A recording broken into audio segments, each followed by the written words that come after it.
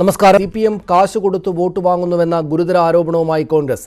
കോഴിക്കോട് ആസ്ഥാനമായ event management ഗ്രൂപ്പാണ് പണം വിതരണം ചെയ്യുന്നത് എന്ന് ഉമ്മൻചാണ്ടി വാർത്താക്കുറിപ്പിൽ ആരോപിച്ചു. ഉമ്മൻചാണ്ടി വാർത്താക്കുറിപ്പ് ഇറക്കിയെങ്കിൽ വ്യക്തമായ തെളിവുണ്ടാകുമെന്ന് പ്രതിപക്ഷ നേതാവ് രമേശ് ചെന്നിത്തലയും പറഞ്ഞു. തോൽക്കുമെന്ന വെപ്രാളത്തിൽ ഉമ്മൻചാണ്ടിയും പ്രേമചന്ദ്രനും നുണകൾ പറഞ്ഞു നടക്കുകയാണെന്നാണ് മന്ത്രി തോമസ് ഐസക്കിന്റെ മറുപടി.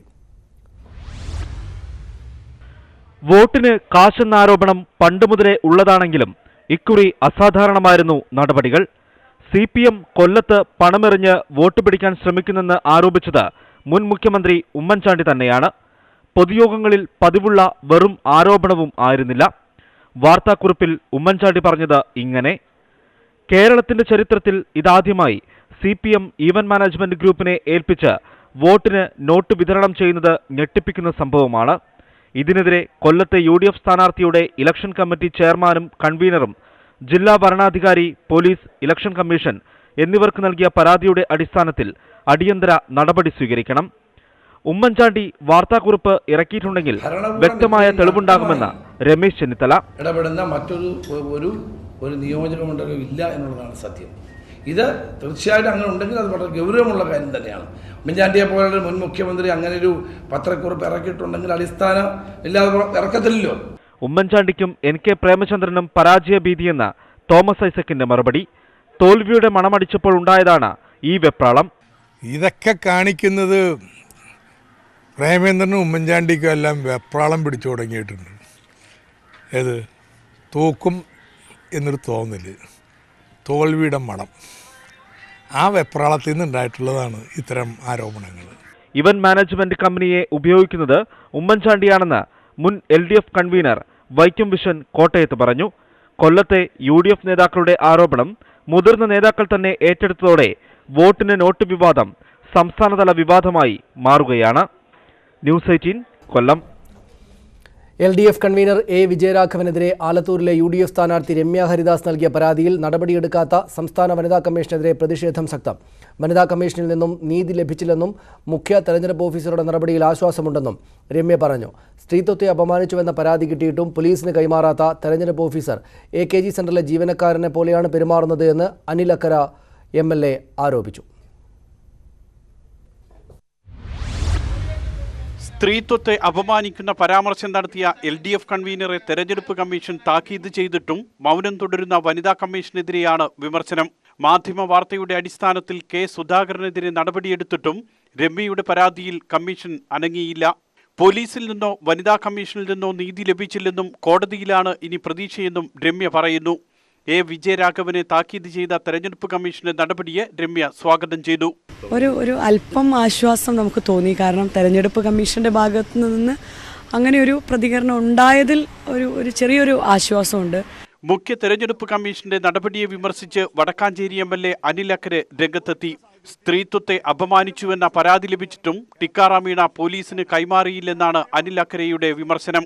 സ്ത്രീത്വത്തെ അപമാനിച്ച പരാതി തന്റെ കയ്യിൽ കിട്ടിയാൽ, അത് കിട്ടിയെന്ന് ഉറപ്പായാൽ 24 മണിക്കൂറിനകം ചെയ്യേണ്ടത് ന്യായാധിപനെ പോലെ താക്കീത് നൽകി ആ കേസ് ഒത്തുതീർപ്പാക്കുകയാണ് ചെയ്തത്. വലിയ ക്രൈമാണ് തെരഞ്ഞെടുപ്പ് കമ്മീഷൻ ചെയ്തത്. പരാതിയെക്കുറിച്ച് വിശദീകരണം ചോദിക്കാൻ പോലും വനിതാ കമ്മീഷൻ തയ്യാറായില്ലെന്നും രമ്യ പറയുന്നു. വനിതാ കമ്മീഷൻ രാഷ്ട്രീയ നിലപാട് സ്വീകരിക്കുന്നുവെന്നാണ് രമ്യയുടെ ആരോപണം. ന്യൂസ് 18 പാലക്കാട്. ആലുവയിൽ അമ്മയുടെ ക്രൂരമർദ്ദനത്തിനിരയായ 3 വയസ്സുകാരൻ മരിച്ചു. തലച്ചോറിന് ഗുരുതരമായി പരിക്കേറ്റ കുട്ടിയെ രക്ഷിക്കാനുള്ള ഡോക്ടർമാരുടെ ശ്രമങ്ങളെല്ലാം പരാജയപ്പെട്ടു. അറസ്റ്റിലായ അമ്മയ്ക്കെതിരെ കൊലക്കുറ്റം ചുമത്തും. രക്ഷിക്കേണ്ടവരുടെ ക്രൂരമർദ്ദനത്തിൽ 2 ആഴ്ചക്കിടെ ജീവൻ നഷ്ടമാകുന്ന രണ്ടാമത്തെ കുരുന്നാണ് ആലുവയിലേത്. തൊടുപുഴയിലെ കുട്ടിയുടെ മരണത്തിനു പിന്നിൽ അമ്മയുടെ ഒപ്പം താമസിച്ചയാൾ ആയിരുന്നുവെങ്കിൽ ഇവിടെ അമ്മ തന്നെയാണ് പ്രതി. കൊച്ചിയിലെ സ്വകാര്യ ആശുപത്രിയിൽ വെന്റിലേറ്ററിന്റെ സഹായത്തോടെയായിരുന്നു 1.5 ദിവസമായി ജീവൻ നിലനിർത്തിയിരുന്നത്. അമ്മയുടെ മർദ്ദനത്തിൽ തലക്കേറ്റ ഗുരുതരമായ പരുക്കാണ് മരണകാരണമായതെന്ന് ഡോക്ടർമാർ. ശരീരമെങ്ങും നിരവധി പരുക്കുകളും പൊള്ളലേറ്റ പാടുകളും ഉണ്ടായിരുന്നു. തലച്ചോറിലുണ്ടായിരുന്ന ആഘാതം എന്ന് പറയുമ്പോൾ നീർക്കെട്ടും രക്തസ്രാവവും.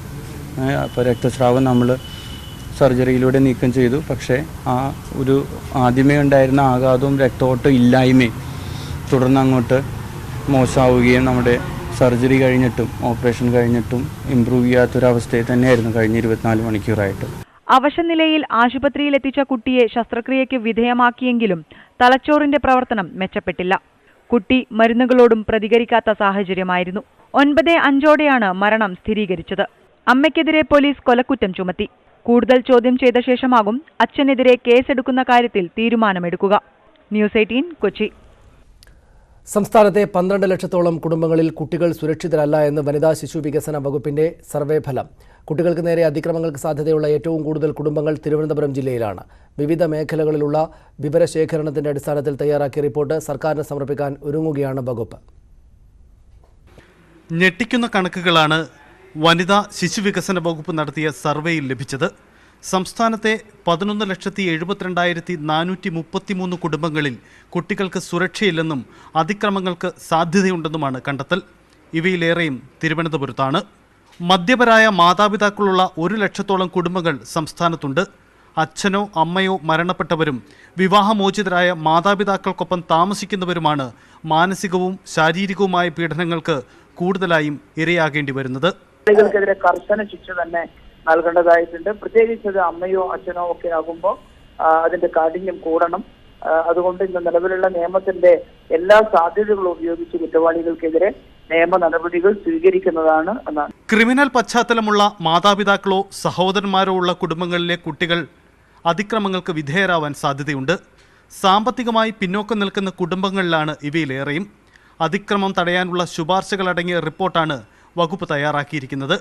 സർക്കാർ നിയോഗിച്ച ഷെഫി കമ്മിറ്റി റിപ്പോർട്ടിന്റെ അടിസ്ഥാനത്തിൽ അംഗൻവാടി ജീവനക്കാർ നടത്തിയ സർവേയിലൂടെയാണ് വിവരശേഖരണം നടത്തിയത്. ന്യൂസ് 18 തിരുവനന്തപുരം. വോട്ടിലേക്ക് ഇനി 4 നാൾ.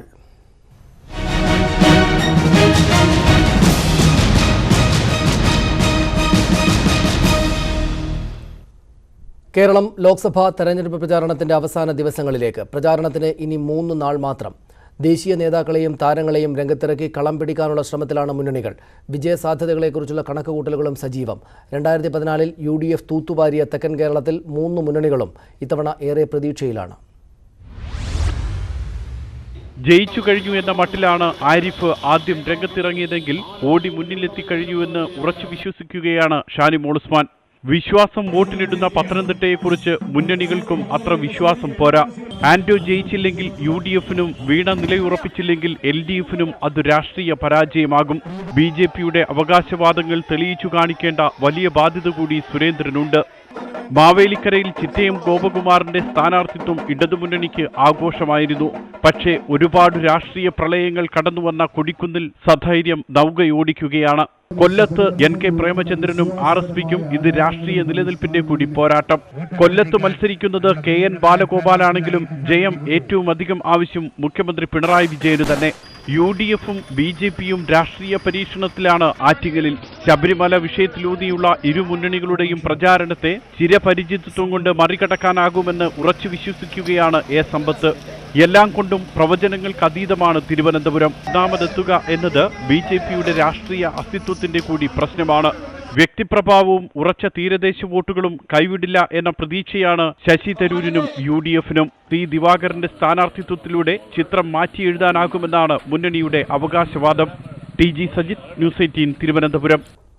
കോട്ടയം മുതൽ പാലക്കാട് വരെയുള്ള മധ്യമേഖലയിൽ ഒരു പക്ഷത്തോടും സ്ഥിര ചായ്വ് പ്രകടിപ്പിക്കാത്ത മണ്ഡലങ്ങളാണുള്ളത്. എങ്കിലും പഴയ കണക്കുകൾ അനുസരിച്ച് UDFും LDFും എല്ലാ മണ്ഡലങ്ങളിലും ഉറച്ച വിജയപ്രതീക്ഷയിലാണ്.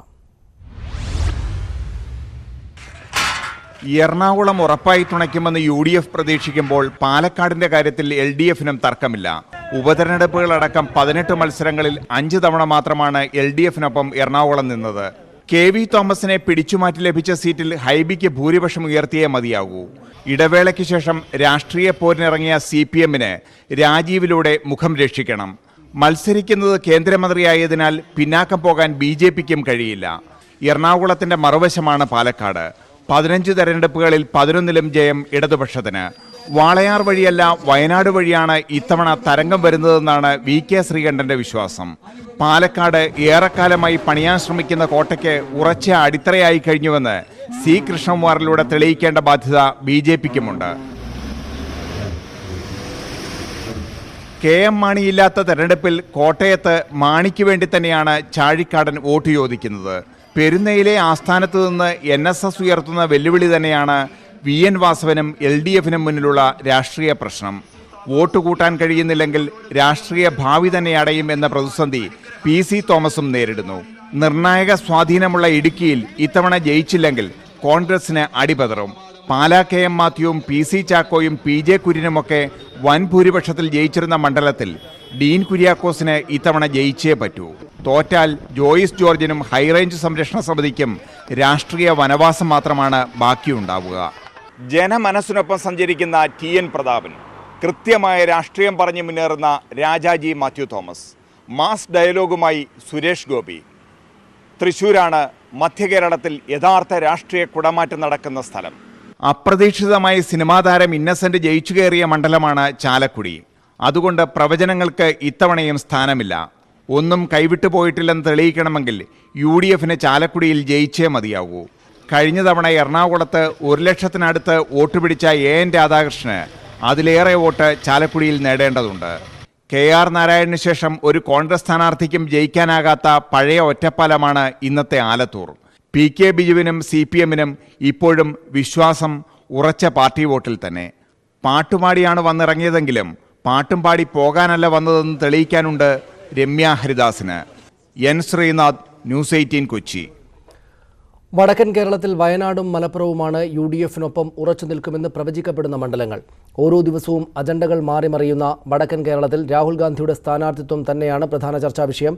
കൊലപാതക രാഷ്ട്രീയം സജീവ ചർച്ചയാകുന്ന വടകര, കാസർഗോഡ് മണ്ഡലങ്ങളിൽ വലിയ പ്രതീക്ഷയിലാണ് ഇരുമുന്നണികളും.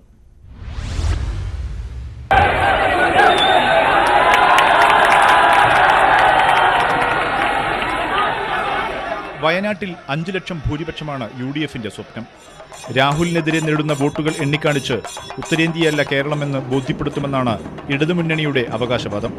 കഴിഞ്ഞ തവണത്തെ 85,000 എന്ന കണക്കിൽ കൂട്ടിച്ചേർക്കുന്ന ഓരോ വോട്ടും രാഷ്ട്രീയ വിജയമാണെന്നാണ് NDAയുടെ പക്ഷം.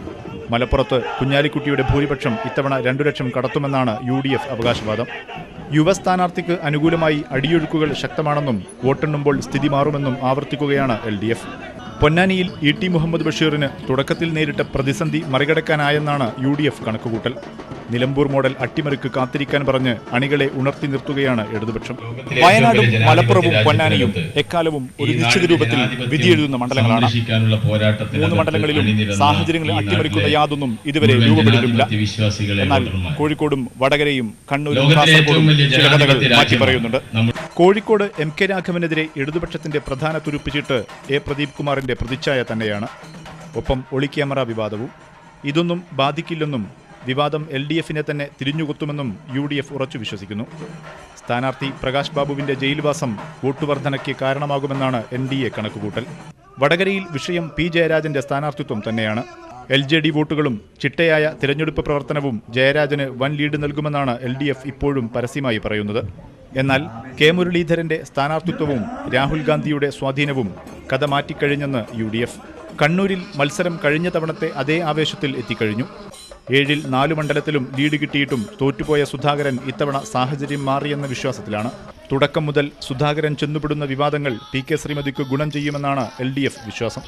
കാസർഗോഡ് 3 മുന്നണികളും പ്രചാരണ രംഗത്ത് സജീവമാണെങ്കിലും ഇടതു സ്ഥാനാർത്ഥി KP സതീഷ് ചന്ദ്രന് പാർട്ടിക്കകത്തും പുറത്തുമുള്ള സ്വീകാര്യതയിലാണ് LDF പ്രതീക്ഷ. പെരിയ ഇരട്ട കൊലപാതകം പ്രധാന ചർച്ചാ വിഷയമായ മണ്ഡലത്തിൽ ഇടതുപക്ഷത്തിനൊപ്പം നിൽക്കുന്ന യാദവ സമുദായം ഇത്തവണ മാറി ചിന്തിക്കുമെന്നാണ് UDF പ്രതീക്ഷ. ഭാഷാ ന്യൂനപക്ഷങ്ങളിൽ സ്വാധീനമുള്ള സ്ഥാനാർത്ഥി രവീശ തന്ത്രിയിലൂടെ വോട്ടുയർത്താമെന്ന് NDAയും കണക്കുകൂട്ടുന്നു. മുഹമ്മദ് ഷഹീദ്, ന്യൂസ് 18 കോഴിക്കോട്. രാഹുൽ ഗാന്ധിയുടെ സ്ഥാനാർത്ഥിത്വത്തോടെ രാജ്യത്തെ തന്നെ ശ്രദ്ധേയ മണ്ഡലമായ വയനാട്ടിലേക്ക് കൂടുതൽ ദേശീയ നേതാക്കൾ എത്തുന്നു. AICC general secretary Priyanka Gandhi നാളെ മണ്ഡലത്തിലെത്തും. രാവിലെ 10:30 മാനന്തവാടിയിൽ പൊതുയോഗത്തിൽ പ്രിയങ്ക പങ്കെടുക്കും. പുൽവാമ ആക്രമണത്തിൽ കൊല്ലപ്പെട്ട ജവാൻ വസന്തകുമാറിന്റെ വീടും പ്രിയങ്ക സന്ദർശിക്കും. നിലമ്പൂരിലും അരീക്കോടുമാണ് മറ്റു പൊതുയോഗങ്ങൾ. തുഷാർ വെള്ളാപ്പള്ളിക്ക് വോട്ട് തേടി കേന്ദ്രമന്ത്രി സ്മൃതി ഇറാനി പങ്കെടുക്കുന്ന റോഡ് ഷോ നാളെ ബത്തേരിയിൽ നടക്കും. പ്രധാനമന്ത്രി നരേന്ദ്രമോദിയുടെ തിരുവനന്തപുരം പ്രസംഗത്തിനെതിരെ കോൺഗ്രസും CPMും വിശ്വാസ സംരക്ഷണം ഉറപ്പുവരുത്തുമെന്ന് പറയുന്ന മോദി അധികാരമുള്ളപ്പോൾ എന്തുകൊണ്ട് നിയമനിർമ്മാണം നടത്തിയില്ല എന്നതാണ് കോൺഗ്രസിന്റെ ചോദ്യം. ഇതേ ചോദ്യമുയർത്തിയാണ് CPMും പ്രധാനമന്ത്രിയുടെ ആരോപണങ്ങളെ പ്രതിരോധിക്കുന്നത്. വിശ്വാസ സംരക്ഷണത്തിന് നിയമനിർമ്മാണം നടത്തുമെന്ന് പറയുന്ന നരേന്ദ്രമോദിയെ അതേ നാണയത്തിൽ തിരിച്ചടിക്കുകയാണ് കോൺഗ്രസ്. അധികാരമുണ്ടായിരുന്നപ്പോൾ എന്തുകൊണ്ട് ഇതിന് തയ്യാറായില്ല എന്നതാണ് ചോദ്യം. കോടതി വിധിക്കെതിരെ റിവ്യൂ ഹർജി പോലും നൽകാത്തവരാണിപ്പോൾ നിയമനിർമ്മാണമെന്ന് പറഞ്ഞ് ജനങ്ങളെ പറ്റിക്കുന്നതെന്ന് കോൺഗ്രസ് ആരോപിക്കുന്നു. തിരുവനന്തപുരത്ത് വന്ന്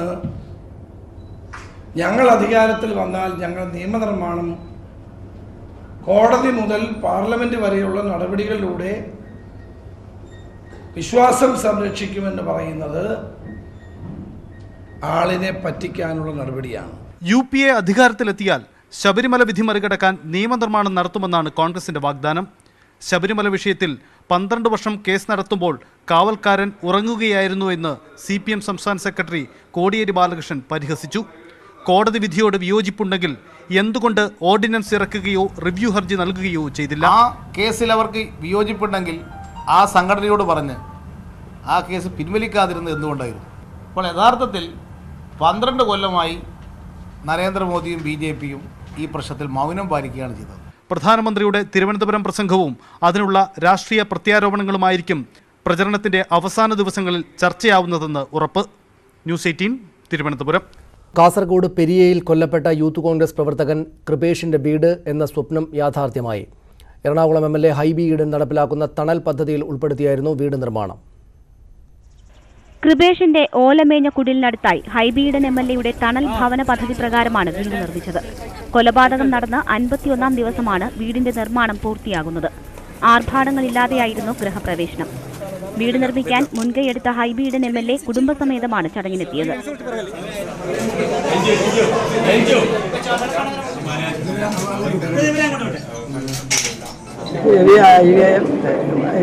MLAയുടെ രണ്ടെണ്ണം സ്വന്തം ഫണ്ടായി ഉപയോഗിച്ചാണ് ഞങ്ങൾക്ക് ഇത്ര മനോഹരമായൊരു വീട് പണിഞ്ഞു തന്നു. എൻ്റെ മകൻ നഷ്ടപ്പെട്ട ദുഃഖങ്ങളും ഇതിനുകൂടെ നമ്മളെ മനസ്സിൽ എന്ത് കിട്ടിയാലും പക്ഷേ മകൻ നഷ്ടപ്പെട്ടത് തന്നെയാണ്. 44 ദിവസം കൊണ്ടാണ് 1000 ചതുരശ്ര അടി വിസ്തീർണമുള്ള വീടിന്റെ നിർമ്മാണം പൂർത്തീകരിച്ചത്. UDF സ്ഥാനാർത്ഥി രാജ്മോഹൻ ഉണ്ണിത്താനും ചടങ്ങിൽ പങ്കെടുത്തു. തണൽ ഭവന പദ്ധതിയിലൂടെയുള്ള 30ാമത്തെ വീടാണ് കൃപേഷിന്റേത്. ന്യൂസ് 18 കാസർഗോഡ്. കോൺഗ്രസ് വക്താവ് പ്രിയങ്ക ചതുർവേദി പാർട്ടി വിട്ടു. അപമാനിച്ച നേതാക്കളെ പാർട്ടി പിന്തുണച്ചതിൽ പ്രതിഷേധിച്ചാണ് നടപടി. സ്ത്രീകൾക്ക് സുരക്ഷയും അന്തസ്സും ഉറപ്പാക്കുമെന്ന പാർട്ടി നിലപാട് ലംഘിക്കപ്പെട്ടു.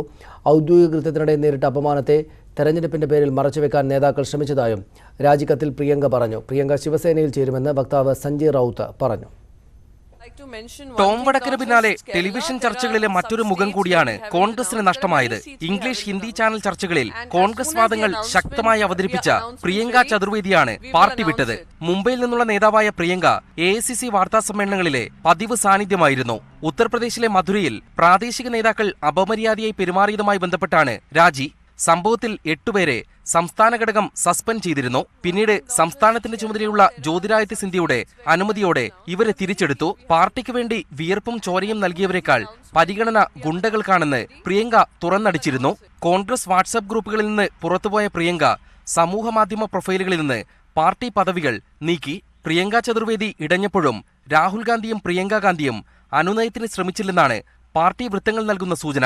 ന്യായത്തിനായി വോട്ട് ചെയ്യണമെന്ന് ആഹ്വാനം ചെയ്യുന്ന കോൺഗ്രസിന് സ്വന്തം പാർട്ടിയിലെ വനിതാ നേതാക്കൾക്ക് തന്നെ ന്യായം ഉറപ്പാക്കാനാകുന്നില്ലെന്ന വിമർശനവുമായി BJP രംഗത്തെത്തി.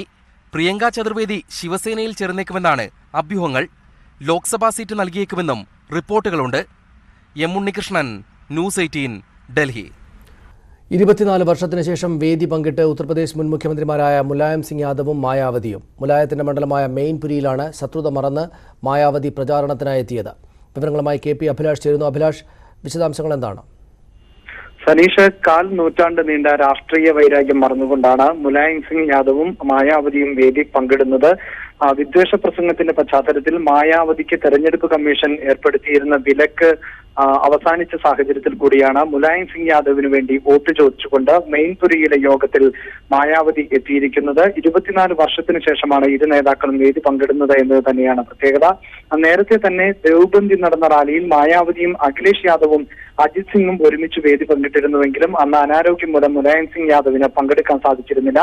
1993 സമാജ്വാദി പാർട്ടിയും BSPയും ചേർന്ന് UPയിൽ സർക്കാർ രൂപീകരിച്ചിരുന്നുവെങ്കിലും ലക്നൌ ഗസ്റ്റ് ഹൌസിൽ വെച്ച മായാവതിയെ സമാജ്വാദി പാർട്ടി പ്രവർത്തകർ ആക്രമിച്ചതിനെ തുടർന്ന് 1995 ഈ സഖ്യം പിളരുകയായിരുന്നു.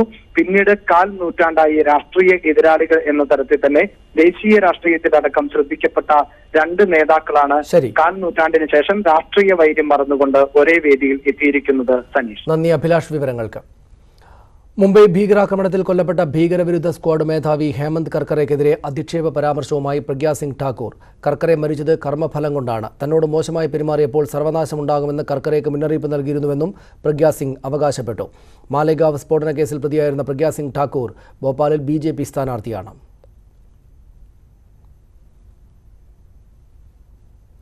കോൺഗ്രസ് അധ്യക്ഷൻ രാഹുൽ ഗാന്ധിക്ക് തെരഞ്ഞെടുപ്പ് കമ്മീഷൻ നോട്ടീസ് അയച്ചു. അമേഠിയിൽ അനുവാദമില്ലാതെ പോസ്റ്റർ പതിച്ചതിലും ചൌക്കിദാർ കള്ളനാണ് എന്ന പ്രചാരണത്തിലുമാണ് നോട്ടീസ് അയച്ചത്. അമേഠിയിൽ ഉടമസ്ഥന്റെ അനുവാദമില്ലാതെ മതിലിൽ പോസ്റ്റർ പതിച്ചതാണ് ചട്ടലംഘനമെന്ന് കണ്ടെത്തിയത്.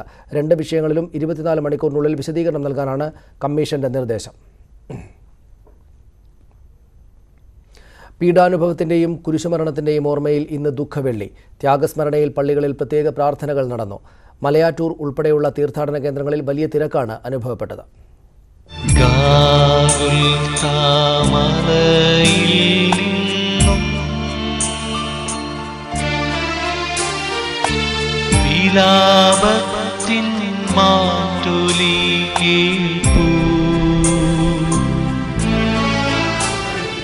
പീഡാനുഭവത്തെ അനുസ്മരിക്കുന്ന കുരിശിന്റെ വഴിയിൽ സംസ്ഥാനത്തെ വിവിധ തീർത്ഥാടന കേന്ദ്രങ്ങളിൽ ആയിരക്കണക്കിന് വിശ്വാസികളാണ് പങ്കെടുത്തത്.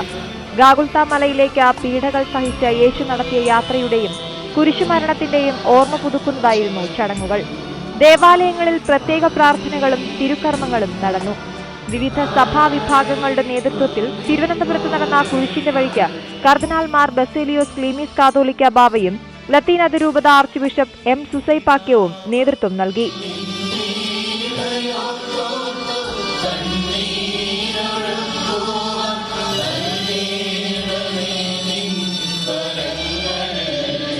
വോട്ടെടുപ്പിൽ പാർട്ടികൾ എന്ത് ചെയ്തു എന്ന് പരിഗണിക്കണമെന്നും ചിഹ്നത്തിനല്ല അതിന്റെ പിന്നിലെ യാഥാർത്ഥ്യത്തിനാണ് പ്രാധാന്യമെന്നും ദുഃഖവെള്ളി സന്ദേശത്തിൽ സൂസൈപാക്യം പറഞ്ഞു. സഭയെ ചിലർ താറടിച്ചു കാണിക്കാൻ ശ്രമിക്കുകയാണ്.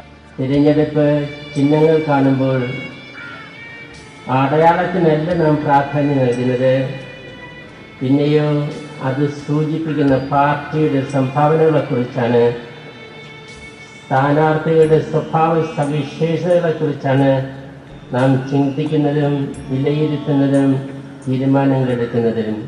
കോഴിക്കോട് നടന്ന കുരിശിന്റെ വഴിക്ക് ബിഷപ്പ് വർഗീസ് ചക്കാലക്കൽ നേതൃത്വം നൽകി.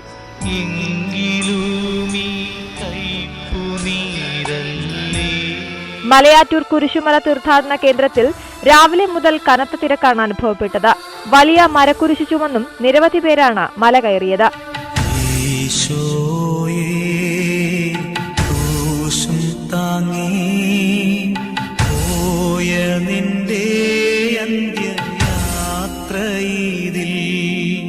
ക്രിസ്തുവിന്റെ കുരിശുമരണ സ്മരണകളിൽ ക്രൈസ്തവ വിശ്വാസികൾ ഇന്ന് ദുഃഖവെള്ളി ആചരിച്ചു. ആയിരങ്ങളാണ് മലയാറ്റൂരിലേക്ക് മല ചവിട്ടാനായി എത്തിയത്. വിവിധ ബ്യൂറോകൾക്കൊപ്പം മലയാറ്റൂരിൽ നിന്ന് ക്യാമറാമാൻ ശ്രീജിത്ത് കല്ലുമുട്ടിക്കൊപ്പം വിനീത VG, News 18. ഇതോടെ ബുള്ളറ്റിൻ പൂർണ്ണമാകുന്നു. നമസ്കാരം.